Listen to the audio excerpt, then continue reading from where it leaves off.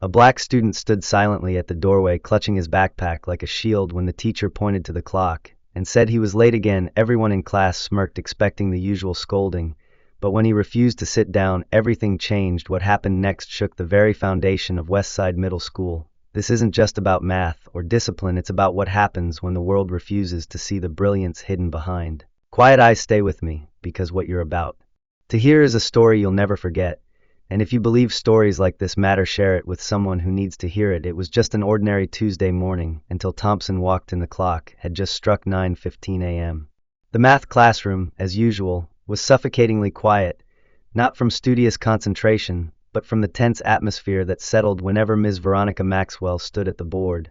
She was known for her precision, her rigid rules, and her uncanny ability to reduce confident students to silence with nothing more than a look.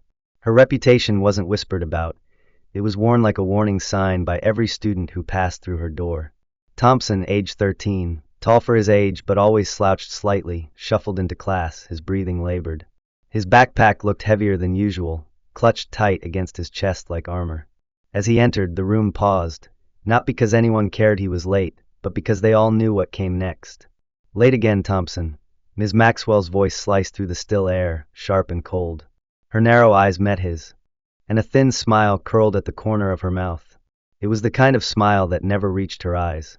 She gestured curtly to the last empty seat in the room. Sit down immediately. But Thompson didn't move. I'm sorry, Ms. Maxwell, he said, his voice barely above a whisper. Can I stand for today's lesson? A murmur rippled through the classroom. Students exchanged glances, some smirking, others surprised. No one ever questioned Ms. Maxwell's commands, much less asked for an exception. Her eyebrows rose, an expression of disdain creeping into her face. Absolutely not, she replied, her voice now loud and clipped. You will sit like everyone else. But Ms. Maxwell, my back, he began. Oh, your back, she interrupted, her tone suddenly theatrical, dripping with mockery. Is that today's excuse? First it was your cousin's emergency last week. Then your missing shoes. Now it's your back. Some students chuckled. Not because it was funny, but because laughter was safer than silence. And safer than siding with Thompson. He didn't laugh. His knuckles turned white as his fingers gripped his backpack tighter. What he didn't say, what he couldn't say, was that the real reason he couldn't sit was because his back was still swollen and bruised from when Ms. Maxwell had struck him the previous week. Not in plain sight, not enough to leave obvious wounds, but enough that every movement now sent a sting down his spine. She had used a ruler, sharp and old, to correct his posture, as she had called it. But who would believe him? I said sit down, she barked, slamming her palm onto her desk. The sound was sharp, immediate, final. Thompson flinched. But he didn't move. I can't, Ms. Maxwell, he said again. That's when the room fell absolutely silent. Ms. Maxwell tilted her head slightly, her eyes narrowing. There was something dangerous in her stillness.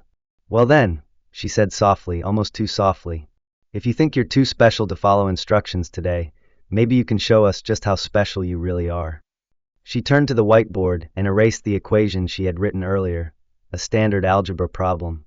In its place, she began scribbling something much more complex. Symbols and notation most of the students hadn't seen before began to fill the board. Integrals, deltas, dx, and a string of variables too long for their grade level. This, she announced, is a calculus problem from my 11th grade advanced placement class. If you're so exceptional, perhaps you'd like to solve this. You have 5 minutes. If not, she paused, checking her watch with exaggerated calm, it's straight to detention for a week. Laughter erupted. Not loud, but sharp and stinging, scattered around the room like glass shards. Zach, the class clown, mimed crying dramatically. Someone whispered, "Genius boy," under their breath. Thompson's chest rose and fell faster. His eyes locked onto the problem. And then something flickered. Buried beneath the anxiety and humiliation was a quiet recognition. These symbols weren't completely unfamiliar. Not to him. While his classmates spent evenings playing video games or scrolling through social media, Thompson had spent every Tuesday and Thursday night sneaking into the Westside Public Library. Not for comic books, not for novels, for math. Mrs. Doyle, the elderly librarian, always greeted him with a quiet nod and a knowing smile. She'd long since stopped asking if he needed help. She knew where he was going, the back corner near the math and science shelves. It had started when he was 7. His father, a construction worker who never finished high school, once asked for his help measuring a piece of wood. Math is the language of the universe, he had said casually, adjusting his tape measure. Even when people don't make sense, numbers do. That stuck with Thompson. In a world that often felt chaotic, unkind, or just unfair, math was the one thing that always followed rules, beautiful, consistent, logical rules. At home, he shared a small bedroom with his little sister. They didn't have much. His mother worked back-to-back shifts as a nurse's aide. His father took on odd construction jobs whenever he could. There was no time for parent-teacher conferences, no extra money for tutors. But none of that mattered when Thompson opened a math book. 3 months ago, he had found a college-level calculus textbook left behind in the library. It changed everything. He studied it at night, using YouTube videos and online forums to guide him. He solved problems on printer paper, sometimes scribbling solutions on the backs of junk mail or grocery receipts. He hid his notebooks under his bed, not because he was ashamed, but because he didn't want his parents to worry that he was doing too much. His father once found a notebook and asked, "What's all this, son?" "Just stuff I'm learning," Thompson replied. His father didn't say anything for a long moment. Then he nodded, slow and firm. "You keep going. Your mind's gonna take you places my hands never could." Now here Thompson stood, not in his library corner, but in front of an entire class, facing a problem meant to humiliate him. He didn't know all the steps yet. Not perfectly, but he knew enough. Taking a slow breath, Thompson stepped forward and picked up the marker. "Oh, he's actually going to try," someone whispered, barely hiding their amusement. Ms. Maxwell leaned against her desk, arms crossed, her smile tight and triumphant. "The clock is ticking, Thompson." He tuned her out. His eyes scanned the equation. He recognized it as an integral requiring substitution. He didn't panic. Instead, he began writing. Slowly at first, then more steadily. Symbols flowed across the board. Lines of calculations. He substituted variables. Simplified. Rewrote. The room grew quieter. The laughter faded. Students leaned in. No one understood exactly what he was writing, but they could sense something was happening. Zach whispered, "Wait, is that right?" No one answered. Thompson was no longer aware of their stares.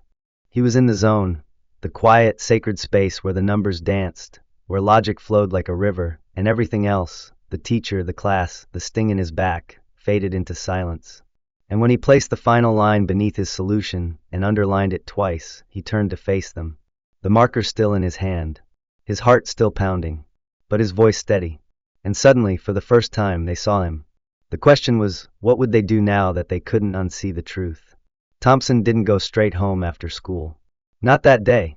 The sting from what had happened in Ms. Maxwell's class still sat beneath his skin, not just the memory of her voice or the humiliation, but something deeper. An ache, a fracture in the part of him that still believed keeping his head down was the safest path. He didn't text his parents, didn't catch the bus. Instead, he walked. Past the school, past the traffic lights, past the grocery store with the broken neon sign. He turned at the corner where the sidewalk cracks formed shapes he'd once traced with a stick of chalk. He made his way to a building with faded paint and quiet windows, the West Side Public Library. It wasn't much to look at. The exterior was chipped. The door creaked when it opened. But to Thompson, it was a second home. It had always been. He pushed the door gently, careful not to make noise, even though he knew the sound didn't bother anyone.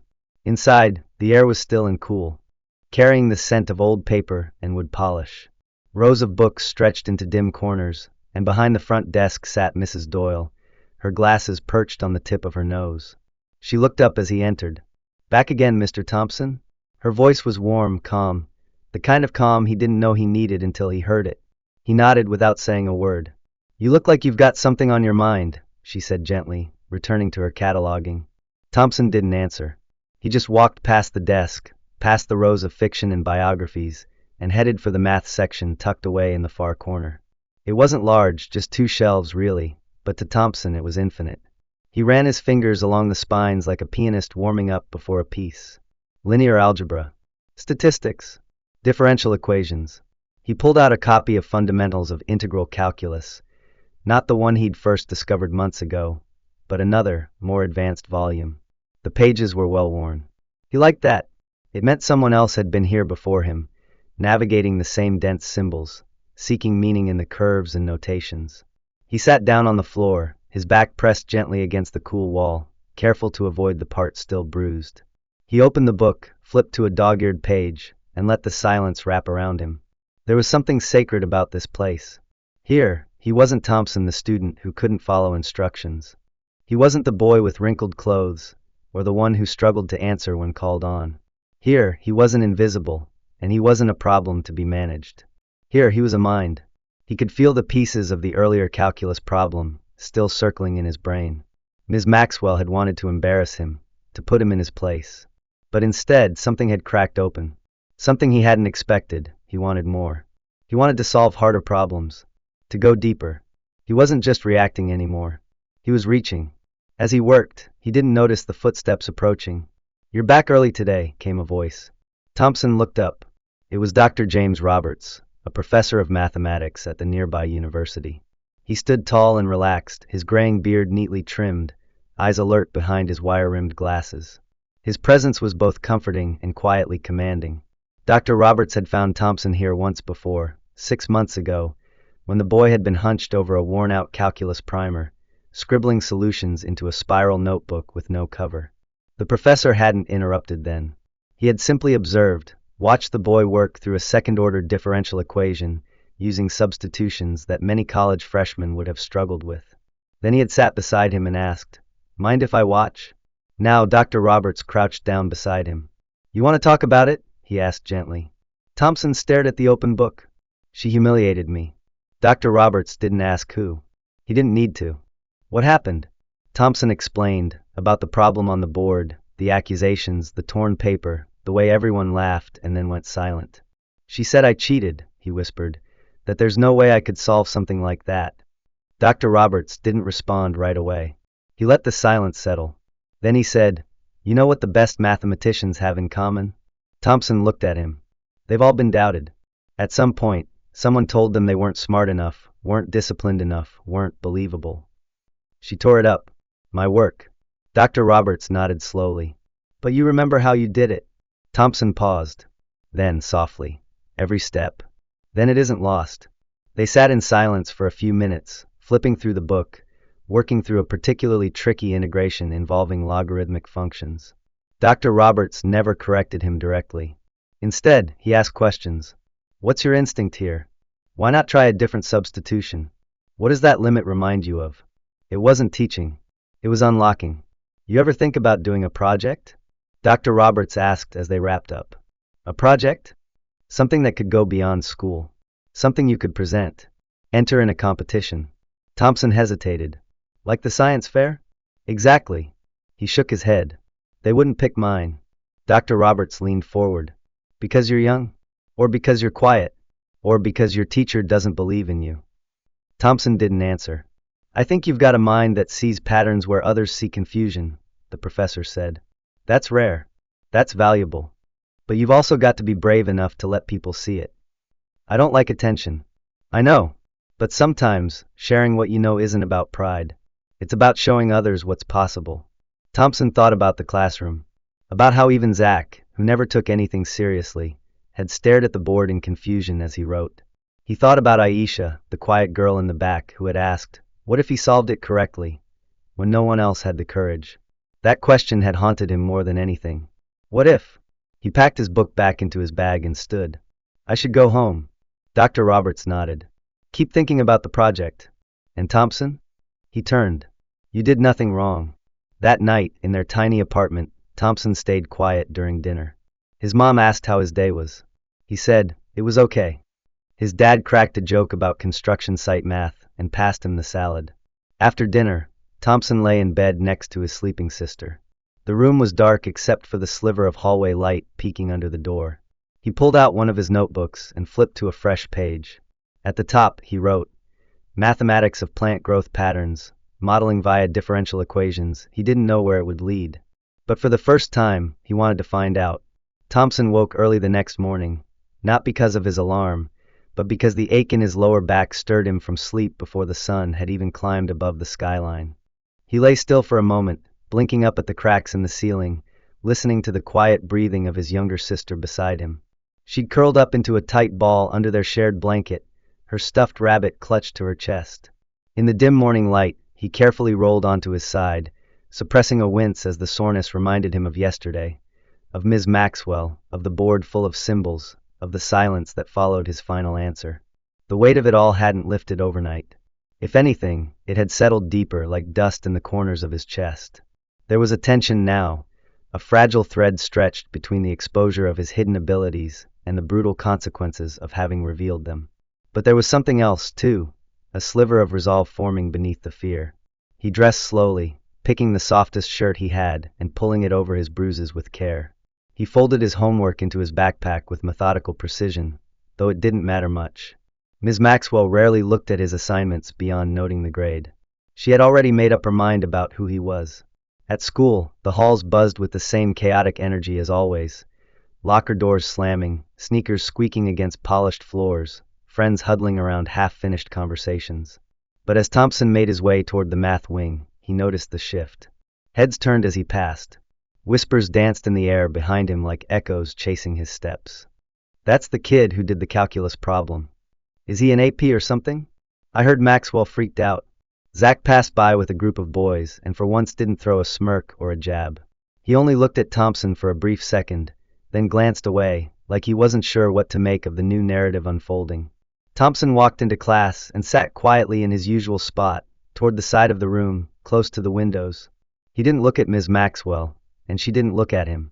The tension between them was a thick, invisible barrier, made even more surreal by how nothing outwardly had changed. The board displayed a standard worksheet, the same warm-up questions written in faded expo marker. No mention of yesterday. No calculus. No confrontation. As if the moment hadn't happened. But it had. As class went on, Maxwell's voice remained as cold and precise as ever. She called on students mechanically, correcting errors with clipped remarks, praising no one. When she reached Thompson's row, her gaze flickered in his direction for only a fraction of a second before skipping over him entirely. He wasn't invisible. He was being erased. That was worse. By lunch, the whispers had multiplied. Some kids asked outright, "Did you really solve that problem?" Others didn't speak to him at all, but stared like they were waiting for a second act, some encore to prove whether the rumors were true. It made him nauseous. He ate half his sandwich and left the cafeteria early. He walked outside, letting the crisp air cool his flushed face. He made his way behind the gym, a place most students avoided during lunch unless they were sneaking off. He wasn't hiding. Not really. But he needed space. That's when he heard the voice. "Thompson." He turned. Aisha was standing there, half a sandwich in one hand, a notebook tucked under her arm. She rarely spoke in class, barely above a whisper when she did, but now her voice was clearer. "Can I sit?" He nodded. She settled next to him, on the low concrete step. "I saw what you did yesterday," she said, eyes forward. "And I heard what she said. About you cheating." Thompson looked down. "It doesn't matter. No one believes me." "I do," she replied. Silence passed between them, the kind that didn't need to be filled. Then, quietly, Aisha opened her notebook and held it out to him. Inside were pages of equations, sloppy at times, incomplete, but familiar. "You're not the only one who likes numbers," she said. "I just don't. I don't let people know. They treat you differently once they think you're good at something. Especially something you're not supposed to be good at." Thompson took the notebook gently, flipping through the pages. There were attempts at trigonometric identities, notes on geometric proofs, even some early calculus derivatives copied from somewhere, maybe a textbook. "Where'd you learn this?" "Mostly the internet," she shrugged. "Some from my uncle. He used to be an engineer before he got laid off. He left me some of his books." He handed the notebook back, and something inside him shifted. A door creaked open. For so long, he'd thought he was alone in his pursuit, this secret passion for numbers and logic. But here was someone else, hiding in plain sight like him. Back in class, things escalated. The following day, Ms. Maxwell handed out a surprise quiz. She walked between the rows as students groaned. Thompson scanned the first page, basic algebra, nothing unusual. But then he flipped to the second. It was the same calculus problem from 2 days before. Word for word. Except now the instruction read, "Use this as a bonus problem. Extra credit if you can attempt a solution. Remember, accuracy and originality will be checked." Thompson's pulse kicked up. He looked around the room. Most students frowned at the symbols. A few skipped the page entirely. But Ms. Maxwell's eyes were locked on him. She stood near the board, arms crossed, a challenge written across her smirk. He knew what she was doing. She wanted him to attempt it again, this time on paper, where she could accuse him of plagiarism or say he'd memorized it from somewhere. She was setting a trap, one that gave her the illusion of fairness.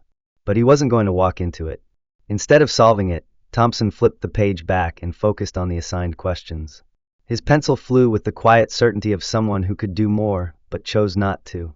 When class ended, Maxwell called out, "Thompson, a word." He paused at the door.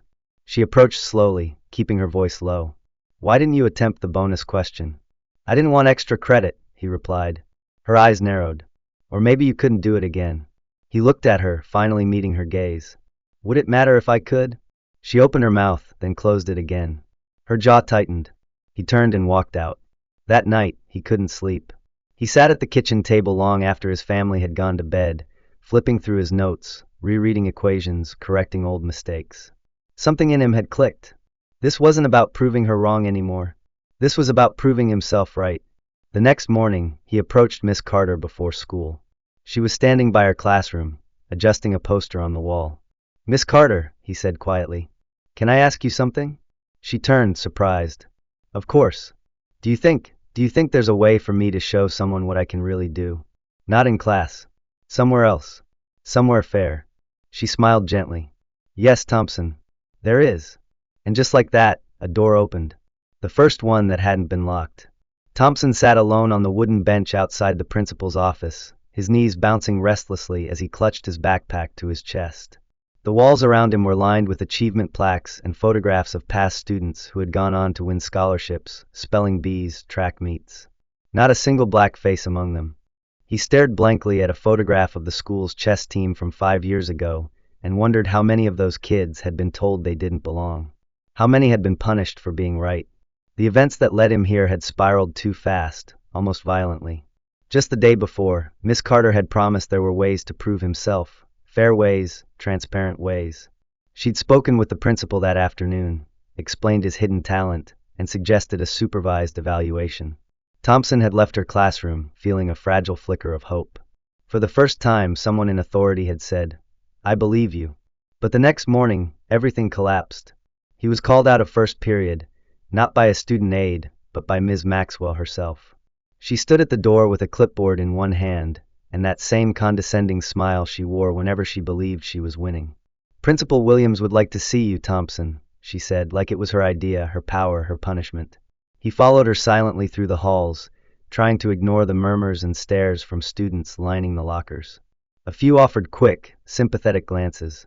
Most just watched, curious, as if he were some episode unfolding live in the hallway. Now he sat outside the office waiting.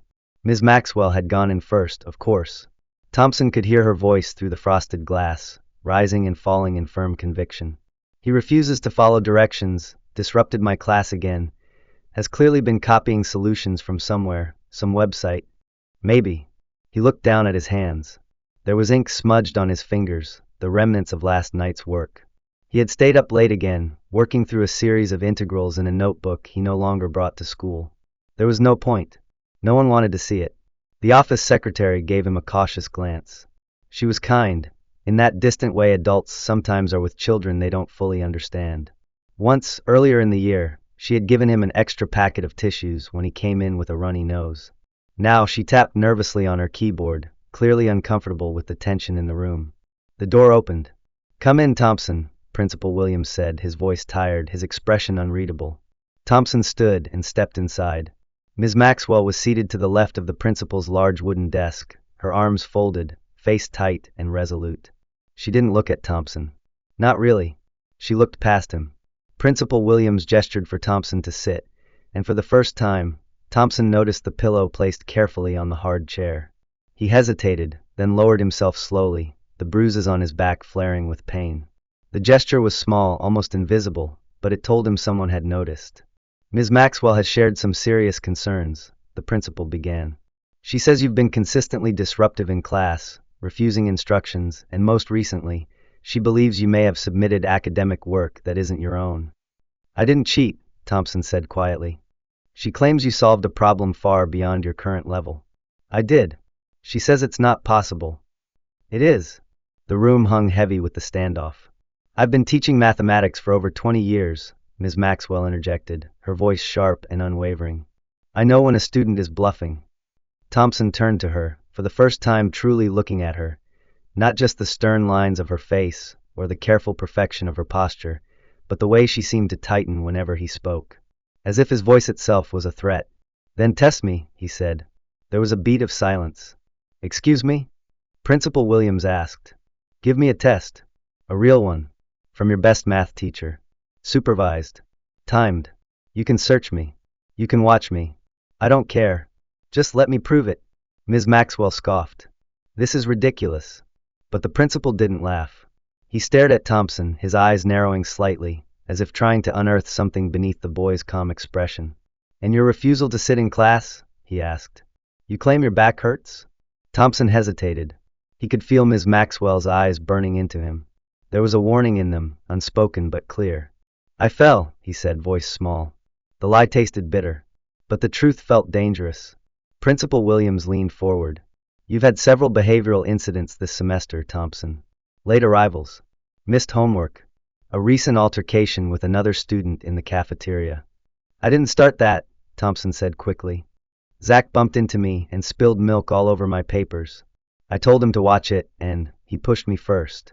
Ms. Maxwell waved a hand. "He's always making excuses." Thompson could feel himself shutting down. That heavy, sinking feeling of being unheard, of knowing the ending before the story's even told. "2 days of detention," Principal Williams said, scribbling something onto a yellow slip. "Effective immediately. And consider this a warning about academic honesty." The slap of the paper being torn from the notepad echoed in the quiet room. Ms. Maxwell looked pleased. Not smug. Just satisfied. He took the slip. And then, just as he stood to leave, there was a knock. The door opened. "Sorry to interrupt," Miss Carter said as she stepped inside, her presence like a sudden breeze in a sealed room. "I was told Thompson was here." "He is," Ms. Maxwell said flatly. "For disciplinary reasons." "I see," Miss Carter replied, eyes flicking to the detention slip in Thompson's hand. "May I ask what happened?" Principal Williams explained, repeating Ms. Maxwell's accusations almost word for word. When he finished, Miss Carter turned to Thompson. "Is this about the calculus problem you solved?" He nodded.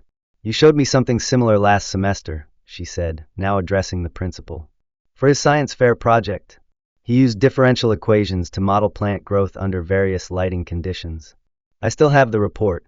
Principal Williams looked genuinely surprised. "You do?" Miss Carter smiled gently. "He took 3rd place overall, but first in mathematics." The judges were stunned. "MS." Maxwell's face had gone pale. "He's been working independently for almost a year," Miss Carter continued. "Late nights, library sessions, self-teaching with college-level materials. He doesn't cheat. He studies. More than most adults I know." Principal Williams sat back, folding his hands on the desk. For the first time since the meeting began, Thompson felt like someone was actually listening. "And the issue with his back?" Miss Carter asked softly. "I fell," Thompson said again, voice flat. "No one gets marks like that from falling," she replied, walking slowly around the desk. "Thompson, can you show us?" "Now this is absurd," Ms. Maxwell snapped, standing. "We're wasting time on dramatics." "Sit down, Ms. Maxwell," Principal Williams said, his voice suddenly firm. "Thompson, please." Thompson hesitated. His fingers trembled as he lifted the back of his shirt just high enough to expose the raw, red welts across his lower back. Miss Carter gasped. Principal Williams's jaw clenched. "Who did this to you?" he asked, though his eyes had already shifted to Ms. Maxwell. "I fell," Thompson repeated, lowering his shirt. Ms. Maxwell stepped back, her face drained of all expression. "There's no proof those marks were caused at school," she said. "He could have gotten them anywhere. At home. In a fight." Principal Williams turned to Thompson again. "Was this done to you in class?" The silence stretched. Then finally quietly, "She hit me. With a ruler. Last week." The weight of the words filled the room. Miss Carter closed her eyes for a second, as if trying to contain something deep and angry. "This changes everything," the principal said. "Ms. Maxwell, you'll step out now. Effective immediately, you are placed on administrative leave pending investigation." She opened her mouth to argue, but no sound came. She walked out stiffly, closing the door behind her with a sharp click. Thompson remained seated, his hands still curled around the edges of his backpack. And for the first time in a long time, he exhaled. Not from relief, but from the release of holding in the truth for far too long. The walk home that day felt longer than usual. Thompson took the quieter streets, his backpack slung over one shoulder, each step echoing with the weight of something he couldn't yet name. His feet moved on autopilot, but his mind spun in every direction. The principal had said the words, administrative leave, investigation, formal report. Words that, only days ago, would have meant nothing to a boy like him. But now they throbbed with consequence. Ms. Maxwell was gone for now. That should have felt like victory. Justice, maybe. But Thompson didn't feel triumphant. He felt exposed and exhausted.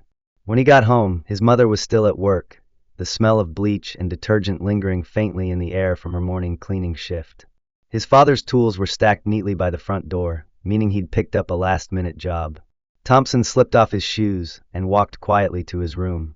His little sister was on the floor with her crayons, happily scribbling a world of purple and orange, completely unaware that her brother had just stood at the edge of something life-altering. He collapsed onto the mattress, face down, careful to lie on his side to avoid pressing on the healing welts. His fingers dug into the pillow, and for the first time in days, he let himself cry. Not from pain, not from fear, but from the unbearable tension of having held everything in for so long. It didn't last long. He wiped his face, sat up, and pulled his notebook from beneath the bed. There was still the test. Principal Williams hadn't said much, only that an assessment would be arranged as soon as possible. One conducted fairly, under supervision, and reviewed independently. Miss Carter had stood behind him the whole time, unwavering, like a lighthouse during a storm. He wasn't used to that kind of loyalty from adults. Later that evening, he heard the key turn in the door. His mom was home, humming softly as she stepped in and slipped off her shoes. She paused when she saw him in the kitchen. "You're home early," she said, her eyes narrowing slightly. "You okay?" Thompson hesitated. Then he nodded. "Yeah. Eat anything?" "Not yet." She studied him for another second before reaching for the fridge. "We got some leftover stew from yesterday. Heat it up if you're hungry." He nodded again. She didn't press, but her silence was heavier than her questions. He microwaved a bowl, but it sat untouched for a long time. "Did something happen at school?" she finally asked, her back still turned as she filled the sink. Thompson opened his mouth, closed it, opened it again. "My math teacher, she hit me." The spoon clattered into the sink. "What?" "Last week," he said. "With a ruler. On my back. I didn't tell anyone because I didn't think anyone would believe me." His mother turned, her face pale. Why would she do that?" "Because I stood up instead of sitting. My back hurt that day too." She walked toward him, slowly, her eyes full of things she didn't know how to say. She crouched down in front of him, placed a hand on his shoulder. "Why didn't you tell me?" I thought it would just make things worse." She exhaled, long and broken. "Sweetheart, nothing should ever make you think you have to stay quiet about something like that." There was a long pause. Then she asked softly, "What happens now?" "They're investigating her. And I have to take a test. To prove I didn't cheat." His mother raised her eyebrows. "A test?" He nodded. "Calculus. College-level stuff. Miss Carter's helping. So is Dr. Roberts from the university." His mother blinked. "You've been working with a professor?" "Yeah, since the community center tutoring days. Remember that one Saturday I stayed late and said I was doing extra worksheets? That was him." She leaned back, a stunned smile tugging at her lips. "You really are something else." His dad came home later that night, dusty and sunburned from the roofing job. When he heard the story, his face darkened, but not with shock. "Figures," he muttered. "You show them something they don't expect, they treat it like a threat." "They're giving him a fair test," his wife added. Miss Carter stood up for him. His dad nodded slowly. Then he looked at Thompson. "You ready for it?" "I think so." "Think or know?" Thompson took a breath. "I know." "Good. Because now the truth gets to speak louder than them." The following morning, Thompson woke early again. But this time, there was no ache in his back that pulled him from sleep. It was his own pulse, a steady drumbeat of nerves and anticipation. He dressed carefully, putting on the soft blue button-up his mom had ironed the night before. It wasn't new, but it felt sharp, proper, like he was walking into a courtroom, not a classroom. At school, Principal Williams met him outside the conference room. "Morning, Thompson." "Good morning, sir. Miss Maxwell won't be here today." We've asked her to remain home during the investigation. Miss Carter is here. So am I. And I've reviewed the test myself. You'll have 2 hours. But take the time you need. Thompson nodded. You'll be monitored the entire time. No devices, no notes, no interruptions. I understand. The door opened and Thompson stepped inside. On the table sat a sealed envelope, a stack of lined paper, a few sharpened pencils, and a calculator. Nothing more. He sat down. The principal broke the seal and placed the test in front of him. Begin whenever you're ready. The first problem was a basic algebraic simplification. Thompson solved it in seconds. The next, a system of equations, easily handled. By page 2, the questions shifted to trigonometric identities and rational functions. Still simple. Familiar.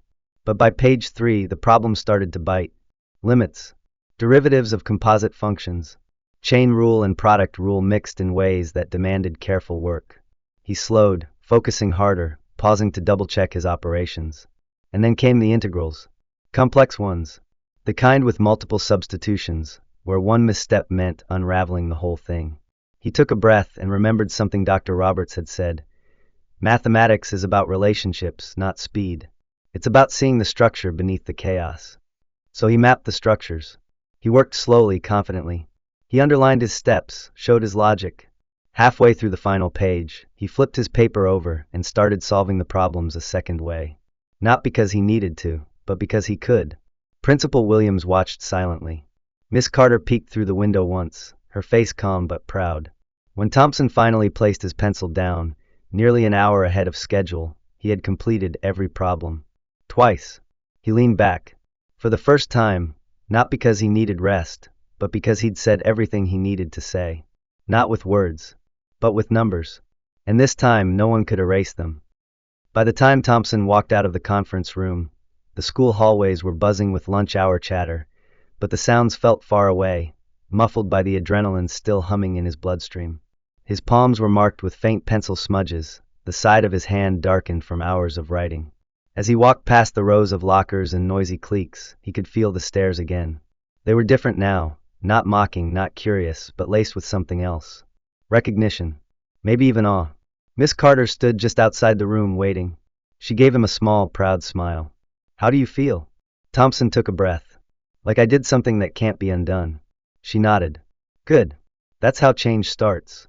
They walked in silence for a few seconds, until they turned a corner and nearly bumped into Zach.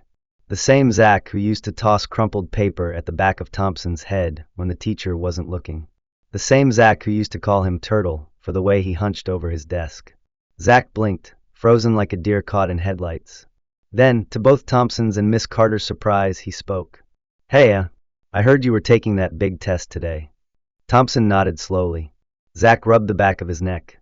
That's cool, man. I mean, good luck. Or, I guess, hope it went okay. It wasn't much. But it wasn't nothing. Zach stepped aside and let them pass. Thompson didn't look back. That afternoon, the school began to shift in subtle ways. Word of the test had already spread, fueled by speculation, half-truths, and rumors. Some students claimed he'd been handpicked by a university. Others whispered that Ms. Maxwell had been caught cheating herself and was under arrest. None of it was accurate, but none of it mattered. What mattered was that people were noticing. After school, Thompson didn't go home. Instead, he took the long way to the library, cutting through the park behind the community center. A few kids were still playing tag on the grass. An older man walked a tiny dog that barked at pigeons. Inside the library, the air was cool and quiet, the way it always was. Familiar. Calming. He made his way to the far back, where the math books still waited for him like old friends. He was reaching for a thick volume on linear transformations when a voice called out. Back so soon? Dr. Roberts emerged from between 2 aisles, a stack of books in his arms. I just finished the test, Thompson said. And I think I did everything right. Twice. Dr. Roberts smiled. Of course you did. You've always had it in you. The test was just for them. He motioned to the nearby table and set his books down. Now comes the important part. What's that? Deciding what comes next. They sat. Dr. Roberts pulled out a notepad and began sketching graphs and functions, but it wasn't a lesson. It was more like a conversation about potential, about ambition, about pathways that stretched beyond school walls and standardized tests. There's a summer program at the university, Dr. Roberts said, tapping his pen against the paper. Advanced math. Projects, mentorship, exposure. I think you'd thrive there. Thompson hesitated. Would I fit in? The professor studied him. Fitting in is overrated. The real question is, would you grow there? Thompson didn't answer, but the silence was thoughtful. Back at school the next day, Principal Williams called him into the office during second period.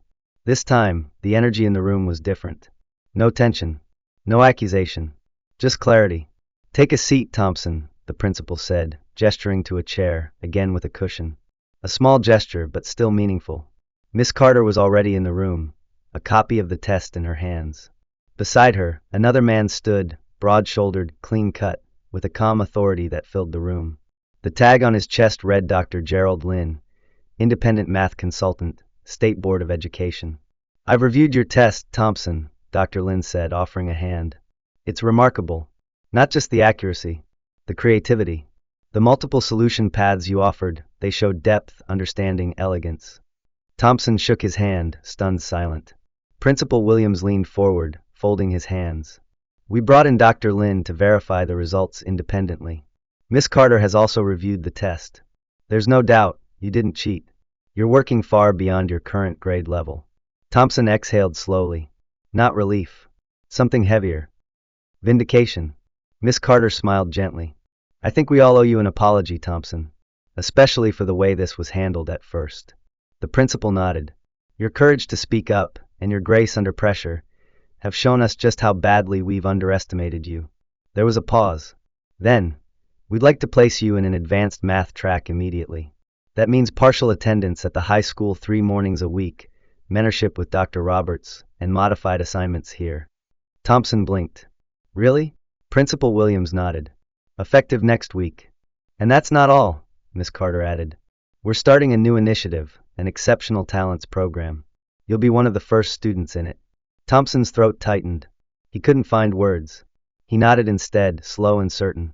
After the meeting, he stepped into the hallway and found Aisha waiting by the lockers. She didn't say anything at first, but when she saw his face, she smiled. So, she said, you did it? I guess I did. A pause. You know, when you solved that problem the first time, I thought, maybe I'm not the only one. He glanced at her. The only one what? Who's been hiding? She opened her own notebook and flipped to a page. Equations. Logic puzzles. Graphs. Nothing fancy but hers. I want to learn more, she said. And maybe others do too. That afternoon, they sat together in the library. At first, just the two of them, working side by side. But by the end of the week, 4 others had joined. Then 8.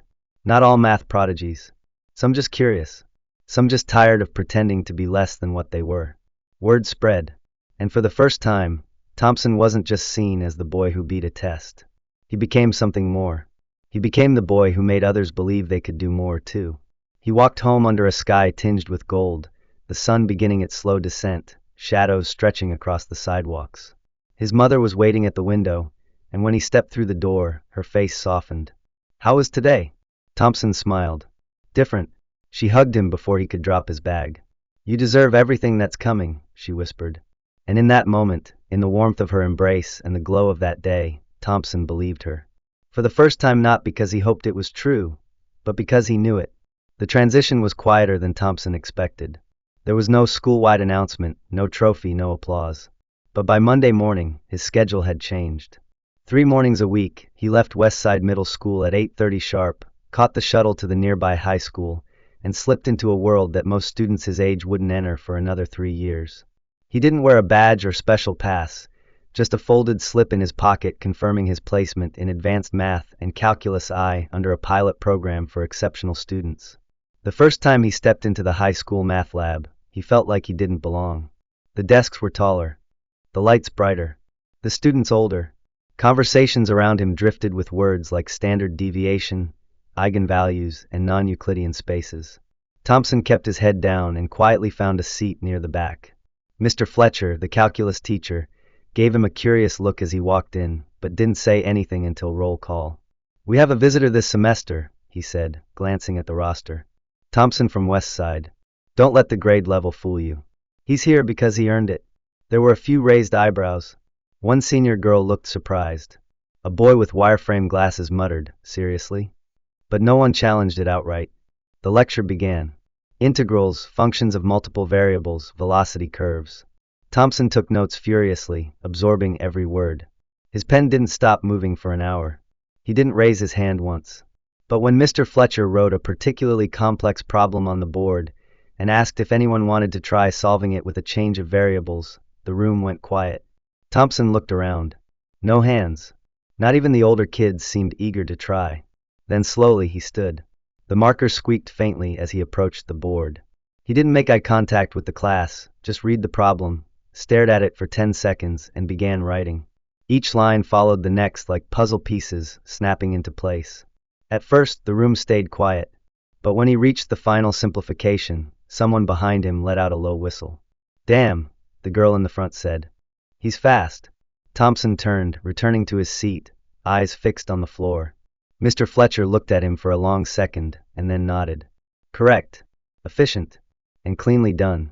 He didn't smile, but his tone had changed. Thompson didn't need a standing ovation. That nod was enough. It was acknowledgement, the kind that didn't require an apology first. After class, two of the high schoolers approached him in the hallway. "Hey," said the boy with the glasses. "You're Thompson, right?" "Yeah. I'm Mason. This is Carrie. We run the math club here. We're doing a regional competition in a few weeks. We're short one teammate."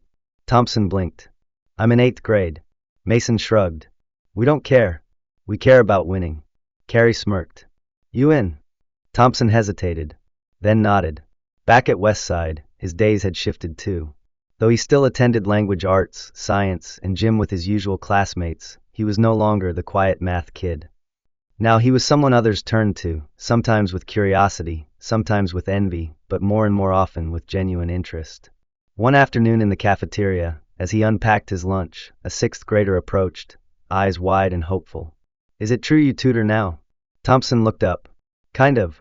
Why? I don't get fractions. At all. Like, they make no sense.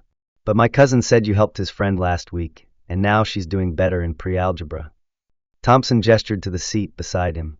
"Show me what you're working on." And so it began. At first, it was just one kid. Then 3. Then a small group that gathered in the library after school every Thursday. Miss Carter helped them reserve space. She brought snacks. Sometimes she stayed to observe, other times, she simply left notebooks and gently reminded Thompson to take breaks. They called it Numbers Club, though it wasn't really a club in any official sense. There were no meetings, no officers. Just kids and notebooks and questions. Some came because they struggled.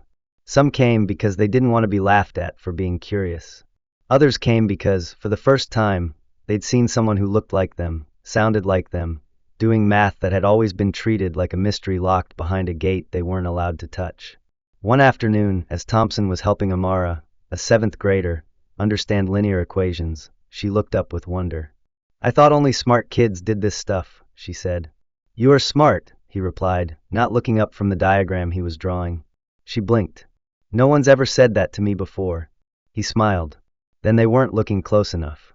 By the end of the 2nd week, Thompson's table had grown so crowded that Miss Carter moved them to a spare classroom near the science wing. She unlocked the door and said, "This is yours now. Use it." He set up old whiteboards along the wall, borrowed from a supply closet. He brought in dry erase markers and wrote a quote from Galileo across the top in bold letters. "You cannot teach a man anything. You can only help him find it within himself." Each week, the circle grew. A few teachers even began sending students, quietly, without fanfare, but with notes, struggles with fractions.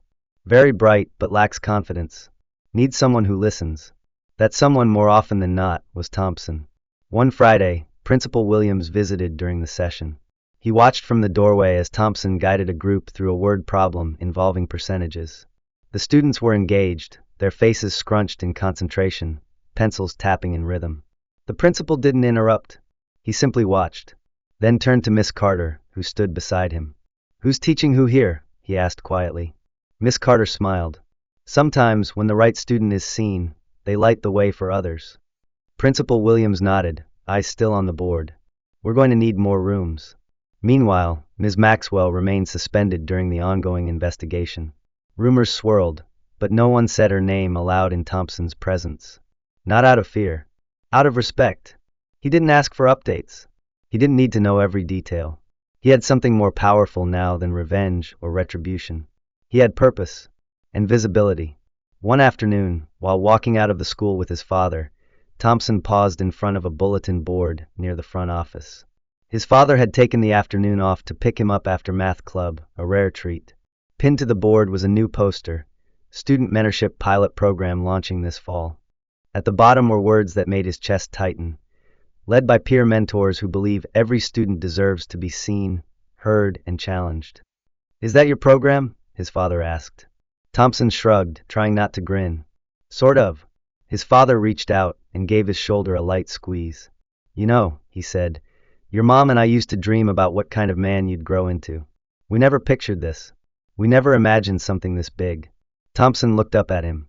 "But we're proud," his dad added. "We're proud because you built this, with nothing but your brain and your heart." And Thompson believed him. Because for the first time in his life, people weren't looking through him. They were looking to him. The school board meeting was scheduled for 7 p.m., but by 6:15, the West Side District Conference Hall was nearly at capacity. Folding chairs had been added along the walls to accommodate the crowd, and a line of parents still waited at the entrance, murmuring as security checked names and waved people through. Outside, camera crews were setting up under the yellow glow of the street lamps, adjusting tripods and microphone levels. Inside, the room hummed with energy. Teachers in button-downs and slacks sat beside students in hoodies and backpacks. Some parents looked furious. Others looked exhausted. Nearly everyone had their eyes fixed on the elevated platform at the front of the room, where 5 members of the district board sat in a row behind microphones and nameplates, their expressions stern and unreadable. Thompson sat near the front with his parents, both dressed in their Sunday best even though it was a Thursday evening. His mother wore a navy blouse and clasped her purse tightly in her lap, her knuckles white. His father, still in his uniform from the carpentry shop, sat stiffly beside her, one hand resting on his son's shoulder. Miss Carter was seated just behind them with a group of teachers who had quietly banded together in support after learning what had happened, some through official channels, others through whispered conversations and shared glances in the break room. Dr. Roberts was also there, reviewing a folder of notes and reports with a highlighter tucked behind one ear. At precisely 7 o'clock, Board President Eleanor Washington, a woman with sharp features and an even sharper mind, tapped her microphone. "This meeting will now come to order. Tonight's agenda has been modified in light of recent developments concerning Westside Middle School.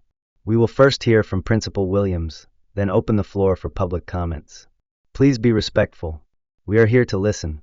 Principal Williams rose from his seat at the edge of the stage and walked slowly to the podium. His usual calm was still there, but tonight it had a weight to it, a kind of heaviness that only came with regret. "Good evening," he began.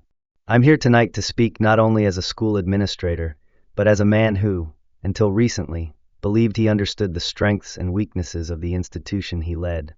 He paused, scanning the room. What happened to Thompson is not just the story of one boy.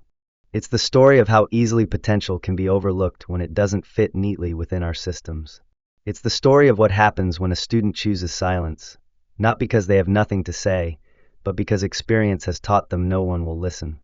A hush fell over the crowd. I allowed a trusted teacher to go unchecked. I dismissed a student's abilities because they didn't show up on test scores. I failed to question an accusation, simply because of who it came from. That is my responsibility, and I accept it fully. He stepped back, nodding once, and returned to his seat. The room stayed still for a moment longer before the board president spoke again. "We'll now open the floor for public comment." Thompson's father stood first. His movements were deliberate, his voice clear.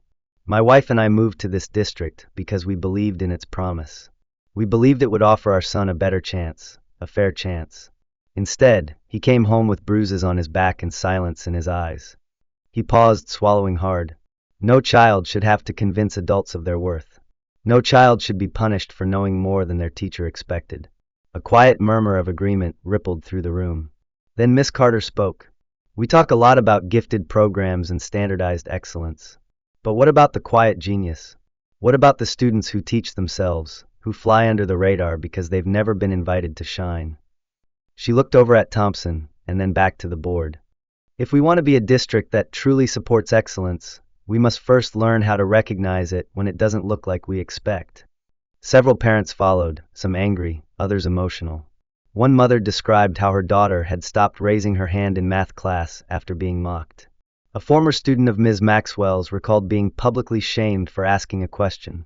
Then, unexpectedly, Zach stepped up to the mic. "I'm in Ms. Maxwell's class with Thompson," he began, nervously adjusting the strap of his backpack.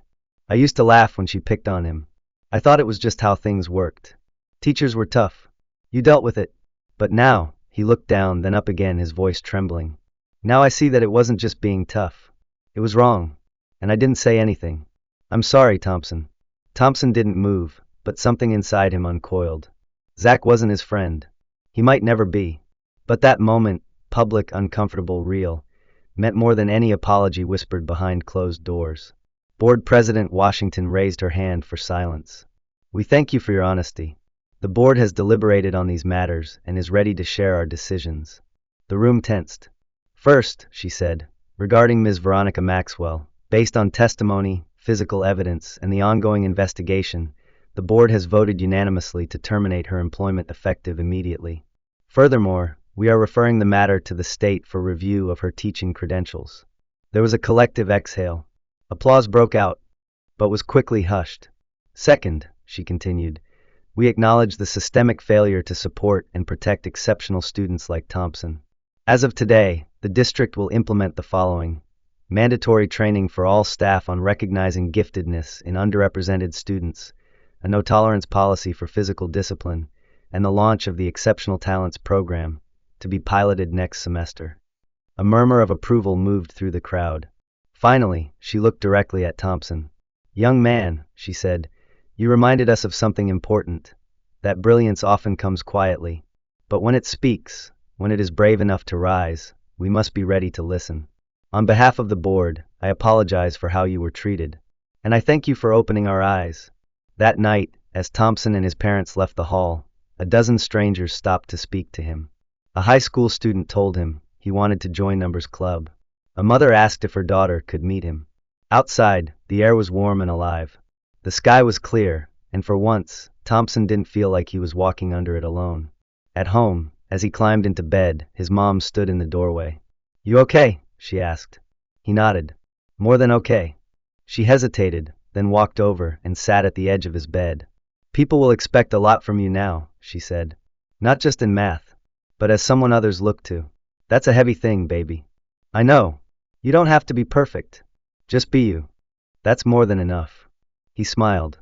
I finally believe that." 3 months later, the halls of West Side looked different. The anti-bullying posters weren't just rules anymore, they were reminders. Students who used to stay quiet began speaking up. Teachers who once dismissed kids for being difficult started asking better questions. And Thompson? He became more than a symbol. He became a mentor, a peer, a leader.